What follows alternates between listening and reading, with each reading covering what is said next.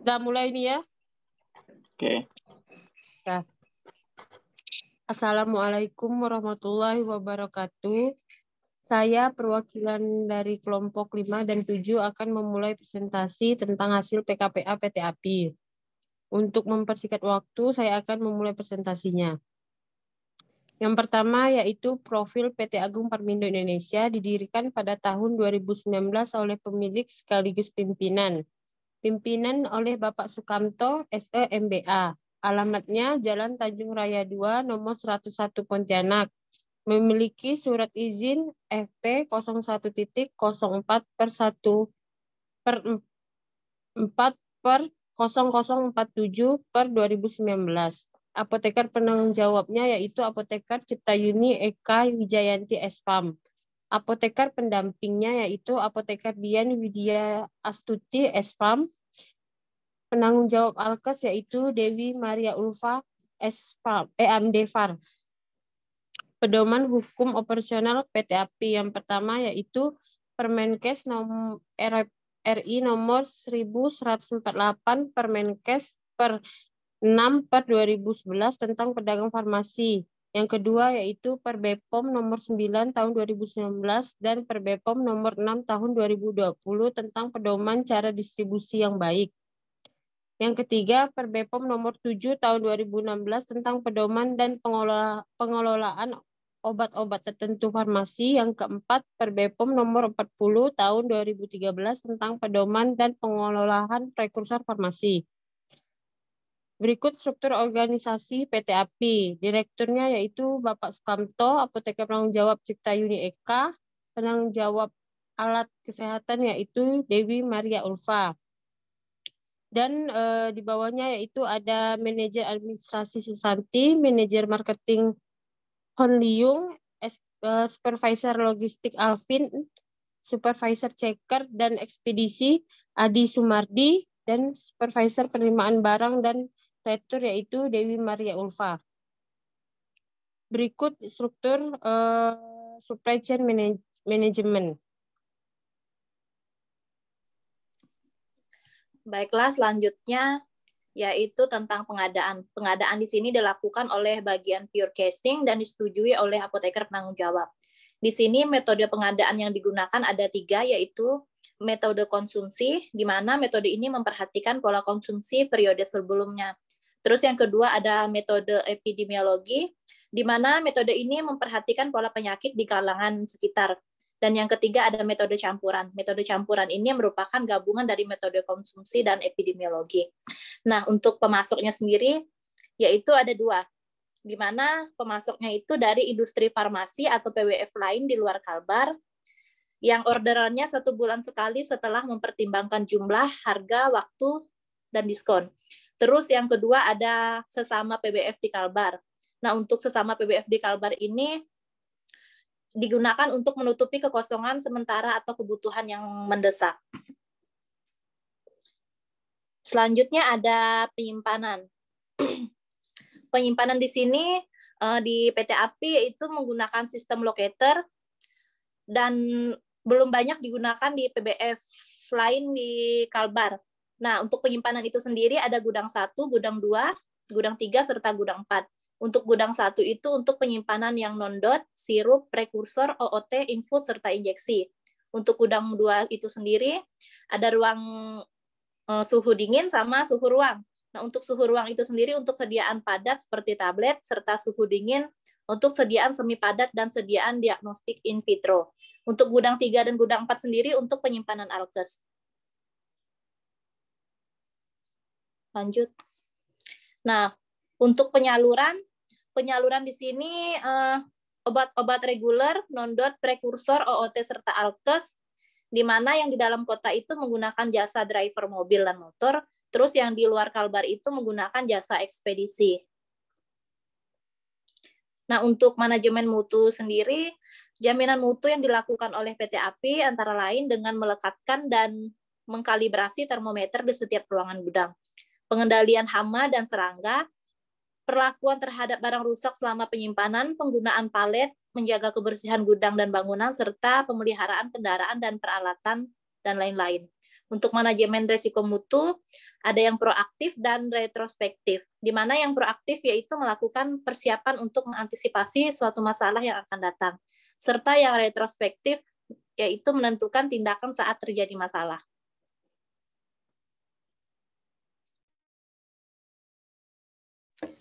Selanjutnya, bagian dokumentasi dan sistem komputerisasi. Terdapat beberapa jenis dokumentasi yang dilakukan PT API, seperti surat pengantaran barang atau SPB, SP penjualan dan pembelian, faktur penjualan dan pembelian, serta picking list. SPB diberikan kurir saat mengantar barang, sedangkan faktur penjualan diberikan oleh sales saat penagihan. Untuk pengarsipannya sendiri, SPB dan surat pesanan pelanggan diarsip menjadi satu dan diurutkan berdasarkan tanggal. Sedangkan untuk SPB dan SP sediaan OOT dan prekursor diarsipkan terpisah dari reguler serta diurutkan berdasarkan tanggal juga. Kemudian surat pesanan pemasok dan faktur pembelian diarsipkan menjadi satu dan diurutkan berdasarkan nomor SP dan per bulan. Kemudian picking list diarsipkan berdasarkan tanggal dan per bulan. Hasil arsipan ini nanti disimpan di tempat yang aman, yaitu di ruang arsip dan selalu terkunci. Kemudian PT API menerapkan sistem komputer basic, di mana semua transaksi dilakukan secara komputerisasi. PT API ini memiliki halaman website khusus yang dibuat oleh programmer tersendiri. Tiap user yang login memiliki akses ke fitur-fitur tertentu. Untuk APJ dan manajer administrasi memiliki akses full terhadap fitur di halaman website. Kemudian kualifikasi pemasok dan pelanggan. Yang pertama, kualifikasi pemasok. Pemilihan pemasok bertujuan untuk memastikan obat dan atau bahan obat yang didistribusikan oleh PT API diproduksi oleh pemasok yang sah. Hal-hal yang menjadi faktor yang diperhatikan dalam pemilihan kualifikasi pemasok yaitu pertama, surat izin operasional industri atau PBF, yang kedua, salinan sertifikat CDOB dan CPOB, yang ketiga, SIPA dan KTP penanggung jawab obat, yang keempat, SIPA atau SIP-TTK dan KTP penanggung jawab Alkes, dan yang kelima, NPWP. Selain itu, untuk memastikan kebenaran penandatanganan faktur dan surat menyurat lainnya, pemasok juga diminta untuk mengisi spesimen tanda tangan penanggung jawab. Kemudian kualifikasi pelanggan. Pemilihan pelanggan oleh PT API dilakukan untuk bertujuan untuk memastikan bahwa semua pelanggan PT API memiliki izin dari yang berwenang sesuai dengan peraturan pemerintah yang masih berlaku. Kualifikasi pelanggan dilakukan oleh APJ dengan memperhatikan hal-hal berikut. Yang pertama, surat izin operasional untuk apotek, klinik, rumah sakit, toko obat, puskesmas, ataupun dinas kesehatan. Yang kedua, KTP pemilik sarana. Yang ketiga, SIPA dan KTP APJ. Yang keempat, SIPA atau SIP-TTK dari APING dan TTK. Yang kelima, surat delegasi bila perlu. Yang keenam, NPWP.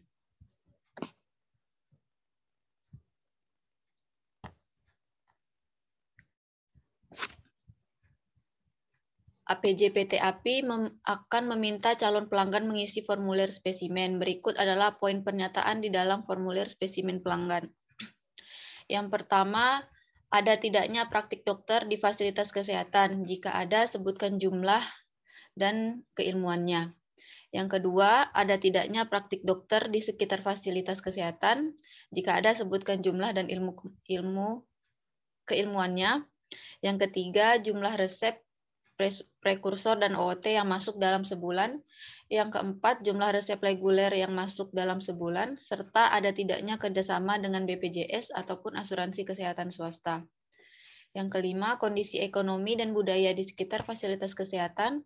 Yang keenam, waktu pelayanan operasional, jumlah shift, dan waktu pergantiannya. Yang ketujuh, jumlah APING dan atau TTK serta jam praktiknya.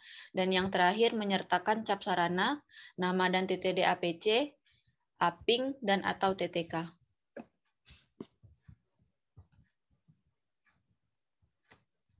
Dalam operasional PT API, Indonesia memiliki surat izin operasional dari Kementerian Kesehatan RI dan sertifikat CDOB dari BPOM. Sertifikat yang dimiliki PT API adalah sertifikat CDOB reguler untuk obat-obat hijau, obat dot biru, obat keras non-OKT, prekursor, dan OT, dan berlaku selama 5 tahun.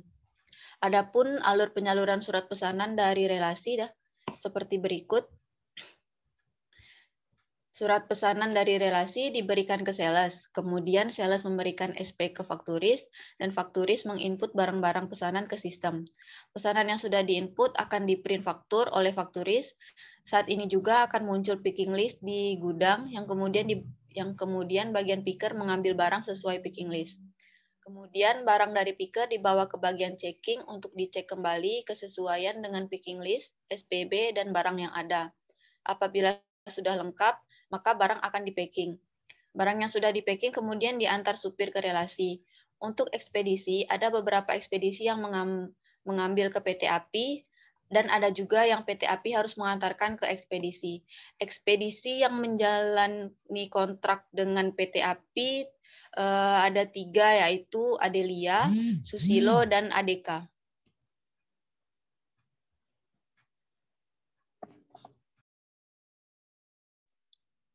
Selanjutnya ada distribusi produk rantai dingin atau cold chain product atau CCP. Nah, di PT Agung Permindo Indonesia ini belum melakukan distribusi produk rantai dingin.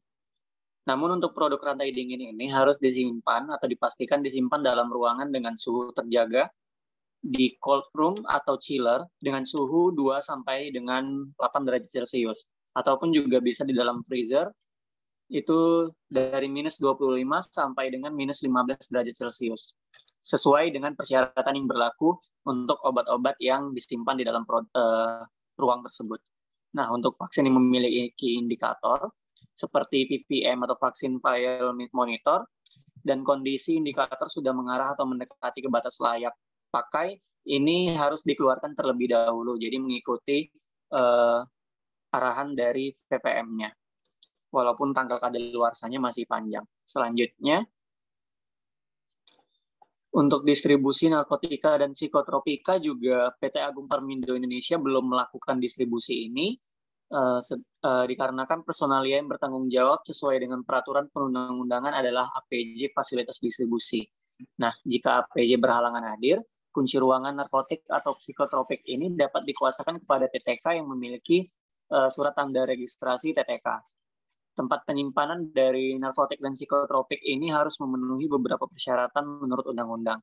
Di antaranya, dinding itu dibuat dari tembok dan hanya mempunyai pintu yang dilengkapi dengan jeruji besi dengan 2 buah kunci yang berbeda. Untuk langit-langit itu dapat terbuat dari tembok beton ataupun dari jeruji besi.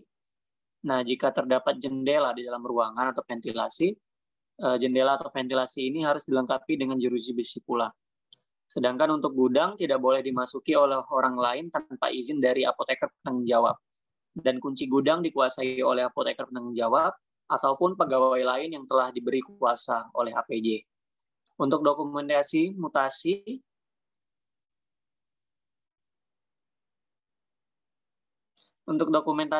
mutasi sebelumnya dapat dilakukan dalam bentuk kartu stok manual maupun elektronik ataupun bisa keduanya.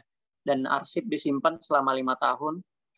Untuk laporan bulanan narkotik dan psikotropik itu dilaporkan kepada BPOM dengan tembusan kepada badan BPOM setempat dan kepada Kementerian Kesehatan. Jika terdapat selisih di antara jumlah fisik dengan kartu stok, itu harus dilakukan investigasi. Untuk distribusi berdasarkan kontrak, ini dari PT API memiliki distribusi berdasarkan kontrak dengan fasilitas distribusi lainnya, tidak memiliki. Dikarenakan umumnya kalau untuk PBBF lokal itu jarang melakukan atau tidak melakukan kontrak dengan fasilitas distribusi lainnya. Sehingga PT API ini bisa membeli atau menyediakan obat dan atau bahan obat dari pabrik manapun. Sedangkan untuk distribusi berdasarkan kontrak dengan penyedia jasa, itu dilakukan oleh PT API dengan berbagai pihak, antara lain itu dengan jasa ekspedisi, Ini bertujuan untuk menjalin kerjasama dalam hal pengiriman obat-obatan untuk disalurkan kepada fasilitas kesehatan yang memesan obat seperti dari rumah sakit, klinik, apotek, dan lain-lain. Khususnya jika berada di luar Pontianak maupun di luar Provinsi Kalimantan Barat. Kemudian yang kedua, itu PT API juga melakukan distribusi berdasarkan kontrak dengan jasa pengendalian hama, yang mana saat ini menjalin dengan Civitrust, yang bertujuan untuk menjaga kebersihan dari gudang dan kantor pegawai dari hama. Selanjutnya untuk pemantauan suhu di PT API itu dilakukan dengan tujuan untuk mengendalikan suhu untuk memastikan obat dan atau bahan obat yang dimiliki itu terjaga kualitasnya hingga sampai ke tangan konsumen. Pemantauan suhu di PT API ini dilakukan dengan menggunakan monitor termometer. Termometer ditempatkan pada daerah dengan suhu paling rendah, dan satu lagi itu ditempatkan di daerah suhu paling tinggi sesuai dengan CDOB. Nah, satu itu untuk obat dan alat kesehatan yang sensitif terhadap panas disimpan dalam ruangan dengan suhu di bawah 25 derajat Celcius. Sedangkan untuk obat dan alat kesehatan pada suhu ruang itu disimpan pada suhu di bawah 30 derajat Celcius yang dapat menggunakan AC, kipas angin, dan juga exhaust fan dalam pengendalian suhunya. Selanjutnya, pengendalian lingkungan. Pengendalian lingkungan yang dilakukan di PT API telah sesuai dengan CDOB tahun 2020, yaitu dengan menjaga kebersihan bangunan dan kontrol pest. Di PT API terdapat cleaning service yang bekerja penuh waktu selama jam operasional dan berfokus memperhatikan kebersihan gudang, ruang alat kesehatan, ruang administrasi, ruang apoteker, ruang finance, ruang serah terima barang, lorong, serta tangga dan toilet. Pengendalian hama ini dapat dilakukan secara mandiri atau menggunakan jasa yaitu Civitrust. Setiap 3 bulan, pihak Civitrust akan mengirimkan laporan pemantauan hama selama 3 bulan di PBF. Contoh hama yang sering ditemukan di luar gudang obat PT API yaitu tikus, sedangkan untuk di dalam gudang itu sendiri biasanya masih ada terdapat hama seperti kecoa. Selanjutnya, kualifikasi, kalibrasi, dan validasi. Untuk kualifikasi merupakan tindakan pembuktian dan dokumentasi bahwa suatu sistem dan peralatan telah terpasang secara benar sehingga dapat bekerja sebagaimana fungsinya. Untuk di PT API sendiri, salah satu bentuk kualifikasi yaitu kualifikasi pemasok dan kualifikasi pelanggan. Selanjutnya, kalibrasi. Kalibrasi adalah tindakan pembuktian bahwa peralatan yang dioperasikan memberikan hasil yang mirip atau sama dengan standar baku yang telah ditetapkan. Di PT API, kalibrasi dilakukan pada alat seperti termometer. Selanjutnya, validasi. Validasi merupakan tindakan pembuktian dan dokumentasi bahwa suatu proses atau metode dapat memberikan hasil yang konsisten. Kalau contoh validasi di PT API yaitu validasi terhadap komputer masing-masing pegawai. Selanjutnya, penanganan keluhan, obat kembalian, dan obat diduga palsu. Penanganan obat kembalian dilakukan dengan melihat terlebih dahulu jenis obat kembalian dari pelanggan. PT API mengkategorikan obat kembalian menjadi 5 kategori. Yang pertama, obat kembalian karena salah pesan. Yang kedua, salah kirim. Yang ketiga, rusak obat atau kemasan obat rusak. Yang keempat, obat expired date. Dan yang kelima, obat recall. Tiap kategori obat kembalian ini memiliki cara penanganan yang berbeda. Penarikan kembali obat dan bahan obat itu ada 2 jenis, yaitu mandatory recall dan voluntary recall. Kalau mandatory recall ini penarikan yang diinstruksikan langsung dari Balai POM, misalnya karena ada temuan kasus dan lain-lain. Sedangkan voluntary recall itu penarikan karena perintah atau instruksi dari industri farmasinya langsung. Sebagai contoh, kasus penarikan kembali obat dari peredaran yaitu pada tahun 2019 kasus penarikan obat ranitidin.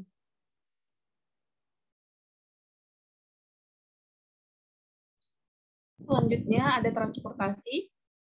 Transportasi ini ada di dalam kota dan di luar kota. Dalam kota ini menggunakan mobil tertutup dan mobil khusus. Mobil tertutup ini untuk obat dengan jumlah dan ukuran besar, sedangkan mobil khusus untuk obat dengan jumlah dan ukuran yang kecil. Kemudian di kendaraannya ditempel stiker dengan kendaraan prioritas. Pengiriman disertai SPB dan surat jalan. Kalau di luar kota, ini menggunakan jasa pihak ketiga, yaitu ekspedisi. Ada 3 jasa ekspedisi, yaitu ekspedisi Adelia untuk daerah Pantura, ekspedisi Susilo untuk daerah Hulu, dan ekspedisi ADK untuk di luar pulau. Untuk evaluasi ada 2, yaitu internal dan eksternal. Kalau internal dilakukan oleh direktur, sedangkan eksternal dilakukan oleh BPOM. Keduanya tidak terjadwal, dan minimal kalau internal minimal setahun sekali, namun biasanya lebih. Kemudian kalau eksternal setelah itu membuat CAPA untuk perbaikan temuan masalah atau pelanggaran. Untuk dokumentasi, PT API selalu mendokumentasikan setiap tahapan proses distribusi. Pengarsipan surat pesanan, faktur penjualan dan pembelian dijadikan satu, kemudian dibedakan antara obat reguler, prekursor, dan OOT. Kemudian diurutkan dari nomor surat pesanan terbesar hingga terkecil dan dibundel per bulan. Kemudian dokumen pemasukan dan pengeluaran obat di PT API ini disimpan hingga 5 tahun. Hal ini bertujuan untuk memudahkan penelusuran, antara lain batch, instruksi, prosedur, fasilitas penerima, dan jumlah distribusi. Dokumentasi SP dan faktur disimpan di tempat yang aman, yaitu di ruangan arsip di lantai 4, serta disusun dan dipelihara dengan baik, sehingga mudah ditelusuri. Kemudian pelaporan. Untuk pelaporan dilakukan secara online kepada BPOM dan Dinas Kesehatan Provinsi melalui website. Untuk e-report PBF menggunakan website http://pbf.binfar.kemkes.go.id /. Kalau untuk EWOS-nya menggunakan website http://ewos.pom.go.id /. Perbedaan e-report dan EWOS ini di lembaga yang berwenang, kemudian jenis pelaporannya, format pelaporan, dan batas pelaporan. Kalau e-report, lembaga yang berwenang Kementerian Kesehatan, sedangkan EWOS Balai Besar BPOM, Balai Besar POM. Untuk jenis pelaporan e-report itu narkotika, psikotropika, prekursor, farmasi, dan reguler. Sedangkan EWOS narkotika, psikotropika, prekursor farmasi, OOT, dan reguler. Untuk format pelaporannya, e-report laporan pemasukan dan pengeluaran digabung, sedangkan EWOS laporan pemasukan dan pengeluaran dipisah. Untuk batas pelaporan e-report, pelaporan narkotika, psikotropika, prekursor, dan OOT dilakukan setiap bulan, maksimal tanggal 10 di bulan berikutnya. Laporan obat reguler setiap 3 bulan sekali, maksimal tanggal 10 di bulan keempat. Sedangkan EWOS, laporan narkotika, psikotropika, prekursor, dan OOT dilakukan setiap bulan, maksimal tanggal 10 di bulan berikutnya. Laporan obat reguler dilakukan setiap 3 bulan sekali, maksimal tanggal 15 di bulan keempat. Terima kasih. Sekian presentasi dari kami, kurang lebihnya mohon maaf. Kembalikan kepada Rilda Rasgita.